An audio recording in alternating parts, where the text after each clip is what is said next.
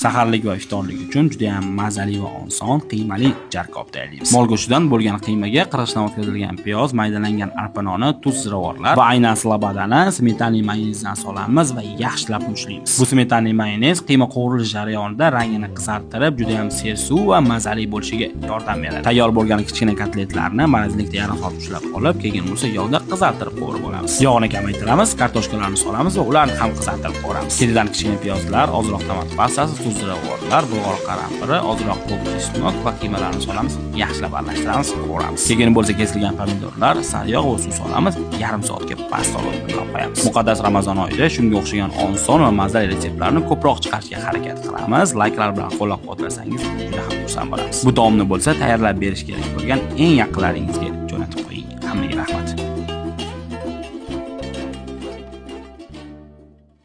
Saharlik va iftorlik uchun to'g'ri go'shtining eng shirali joyi qanot va boldir qismlaridan juda ham mazali taom. To'g'ri go'shtini qattiq tuz va ziravorlar bilan yaxshilab aralashtiramiz va sariyog'da qizartirib qovurib olamiz. Sariyog'da qovurishimizning sababi albatta mazali va totli chiqadi. Boshqa qozonga yog' solamiz, yaxshilab yuvib to'g'ralgan kartoshkalarni chalaroq qilib qizartirib qovurib olamiz. Tuz beramiz, piyoz solamiz, bulg'or qarampiri, chesnok va pomidor solib yaxshilab aralashtiramiz. Ozroq tomat pastasini solib, qovurib olgan to'g'ri boldirlari va qanotlarni kartoshkalar orasiga bir tekis qilib terib chiqamiz. Mazali ta'm uchun sariyog' va suv solamiz, ro'brosa 45 daqiqaga juda ham past olovda dimlatamiz. Muqaddas Ramazon oyida shunga o'xshagan oson va mazali retseptlarni ko'proq chiqarishga harakat qilamiz. Siz esa layklar bilan qo'llab-quvvatlashni unutmang. Albatta bu videoni shu taomni tayyorlab berish kerak bo'lgan yaqinlaringizga tashlab qo'ying.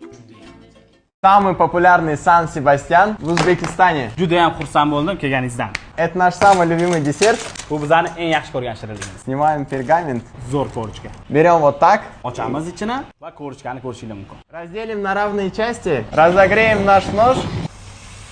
Проверим консистенцию Сан-Себастьяна. Мягкий от и до. Wow. Endi kusoklarga kesib olamiz. Qarang. Haqiqiy San-Sebastьян qo'lda mana shunaqa liqillab turishi kerak. Смотри, как слазит с ножа. Fistashkiy shokolad va nutella. Ustiga katayfi va fistashka donachalarini sepamiz. Endi ichini ko'ramiz. Теперь будем пробовать. Берем вот так, сверху вниз и проверяем. И запиваем все это дело чаем. Все вкусно, Маша. Спасибо. Будем ждать вас. Bugun sizlar bilan Ramazon oyi uchun eng xushxo'r va totli, tiftelli, lapshali sho'rva tayyorlaymiz. Mol go'shtli qiyma, qirg'ichdan o'tkazilgan piyoz, yuvilgan guruch, tuz va ziravorlarni solib, yaxshilab mushlab, tiftel shakliga keltirib olamiz. Qizib turgan yog'iga solamiz, ustini qizartirib olib qo'yamiz. Mavsumiy sabzavotlarni ko'rsatilgan shaklda kesib olamiz. Agar bu sho'rvamizga sholg'om solsak, albatta yana ham mazaliroq chiqadi. Mayda o'rgan piyoz, chesnok, pomidor, bulg'or qarampiri va ukrop qozonga solamiz, yaxshilab qovurib olamiz. Taomimizning rangini va mazasining chiroyli chiqishining siri albatta bu o'zimiz ishlab chiqargan totli tomatlar bo'ladi. Qolgan sabzavotlarni, tuz, ziravorlarni va chiftelni solamiz va yaxshilab qovurib olamiz. Oldindan qaynatib qo'yilgan bulyon bo'lsa, sho'rvamiz mazasini yana ham mazaliroq qilishga xizmat qiladi. Bu sho'rvamiz uchun albatta uyda qo'lda tayyorlangan lapshalar bo'lishi shart. Shundagina sho'rvamiz mazasi me'yorga yetib chiqadi. Bayram dasturxoni uchun, iftorlik yoki saharlik uchun bu taomni tayyorlab bersangiz, albatta nur ustiga a'lo nur. Layklar bilan qo'llab-quvvatlashni unutmang va albatta bu videoni shu taomni tayyorlab berish kerak bo'lgan eng yaqin insonlarga jo'natib qo'ying. Hammaga rahmat.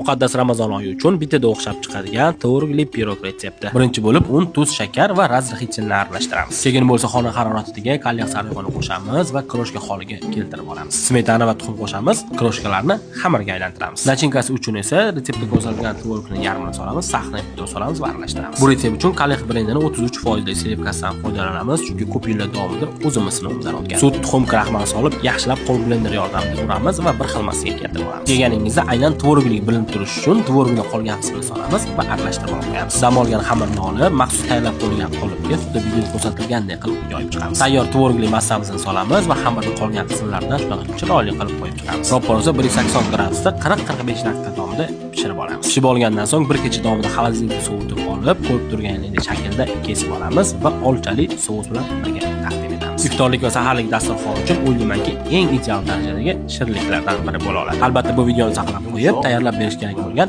yaqinlaringizga jo'natib qo'ying. Bugun sizlar bilan tovuq go'shtining eng mazali joyi tovuq qanotchalaridan tovuqli qozon kabob tayyorlaymiz. Hech kimga sir emas, tovuq qanotchalaridan tayyorlangan qozon kabob juda ham mazali va shirin. Tovuq go'shtini yog'da qo'rganda bir xilda qizarib chiqishining siri albatta qattiq va dudlangan paprika bo'ladi. Ko'p yog'da tovuq qanotchalarini bir xilda qizartirib qo'rib olinadi va yog' kamaytiriladi. Keyin bo'lsa aynan qizil navli kartoshkani yog'ga solib, tuz ziravorlar beramiz va tovuq qanotchalarini ustidan taxlab chiqamiz. Albatta sousli sersuv bo'lib chiqishi uchun sari yog' solamiz, suv solamiz va 35 daqiqaga pas oladi deb qo'yamiz. Bu vaqt ichida kartoshkalar juda ham yumshoq va mazali bo'lib pishadi. Bu kartoshkalarni tovuq qo'rgan yog'imizda qizartirib qovurib olamiz. Kartoshkalar juda ham mazali va qarsildoq bo'ladi. Muqaddas Ramazon oyida iftorlik yoki saharlik dasturxoni uchun o'ylaymanki bu taom ayni muntop. Siz ham albatta tayyorlab ko'ring yoki tayyorlab berish kerak bo'lgan eng yaqin insonlaringizga jo'natib qo'ying. Hammangizga ko'p rahmat. Men uchun eng ideal tovuq go'shtdan kotlet qanaqa bo'lishi kerak? Qani ketdik, sizlar bilan birga ko'rib chiqamiz. Shalam uzatilgan holida go'sht maydalashdan o'tkazilgan tovuq qiymasiga gavda pishlog'i, xona haroratidagi sariyog', qovurilgan piyoz, tuz, ziravorlar va to'st nonni solib yaxshilab mushlaymiz. Natijada qiyma bir xil massaga aylanadi va juda ham yopishqoq bo'ladi. 100 grammdan bo'lib olamiz, shakl beramiz, unga belaymiz va muzlatgichga 1 soatga olib qo'yamiz. Guruchli garnir uchun birinchi bo'lib lapchani qozonda qizartirib qovurib olamiz. Keyin bo'lsa yuvilgan go'shtlarni solib yaxshilab aralashtiramiz va qovuramiz. Guruchlar yog'da bir xilda qovurilsa, ustida qattiq qobiq paydo bo'ladi va yumshab ketmaydi. Tuz, sariyog' va qaynagan suv solamiz. 15 daqiqaga ustini yopib, past oluvga dimlab qo'yamiz. Natijada guruchimiz ham tayyor bo'ladi. Marazinlikda usti qotib bo'lgan kotletlarni ustini qizartirib, kakranchi sariyog'larni qovuramiz. Kotletlar yana ham shirin va mazali bo'lishi uchun qovurilgan piyozga plavlning sirini solamiz, yaxshilab aralashtiramiz va ustidan kotletlarni terib chiqib, suv solib 15 daqiqaga past oluvga dimlab qo'yamiz. Plavlning sir va tovuqli kotlet uyg'unligi juda ham mazali bo'ladi. Ayniqsa bu mazali guruch bilan birga bo'lsa. Albatta tayyorlab ko'ring yoki tayyorlab berish kerak bo'lganlarga tez jo'natib qo'ying. Ishoning, mazasi juda ham mazali chiqadi.